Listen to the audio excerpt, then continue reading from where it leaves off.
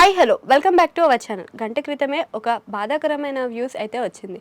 అయితే ఈ న్యూస్ ఏంటి అంటే సూర్యకిరణ్ గారు చనిపోవడం. అంటే ఆయన మరణం అనేది అనారోగ్యంతో అని చాలామంది సందేహపడుతున్నారు. కొంతమంది అసలు ఏం జరిగిందా అనేది ఆలోచనలో ఉన్నారు. అయితే మనకి సూర్యకిరణ్ గారు బాలనటుడుగా తెలుగు ఇండస్ట్రీకి, ఫిల్మ్ ఇండస్ట్రీకి పరిచయం అయ్యారు. ఆ తర్వాత తను దర్శకుడిగా దర్శకత్వంలో అడుగుపెట్టారు. అయితే దర్శకుడిగా సుమంత్ని హీరోగా సత్యం అనే సినిమాని తీయడం జరిగింది. ఆ సినిమా తెలుగు ఇండస్ట్రీలో చాలా బ్లాక్ బస్టర్గా నిలిచింది.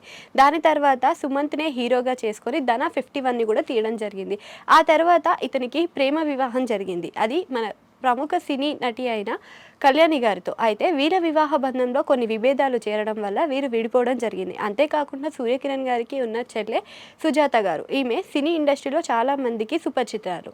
అయితే ఈమె తీసిన సినిమాలు, సీరియల్లో చాలా మంది అభిమానులను అయితే సంపాదించుకున్నారు. అయితే వీరిద్దరు ఇలా ఉండగా కొన్ని రోజుల తర్వాత సినిమా ఇండస్ట్రీకి దూరం అవ్వడం జరిగారు సూర్యకిరణ్ గారు. ఆ తర్వాత తెలుగులో వచ్చిన బిగ్ బాస్ సీజన్ 4లో ఈయన పాల్గొనడం జరిగింది. అయితే ఆ తర్వాత ఆయన పెద్దగా పర్ఫార్మెన్స్ చేయలేకపోయినా, విన్నర్గా కాకపోయినా కానీ మధ్యలో వెళ్ళిపోవడం జరిగింది. అయినప్పటికీ కూడా ఆయనకంటూ కొంచెం ఫేమ్ని సంపాదించుకోవడం జరిగింది.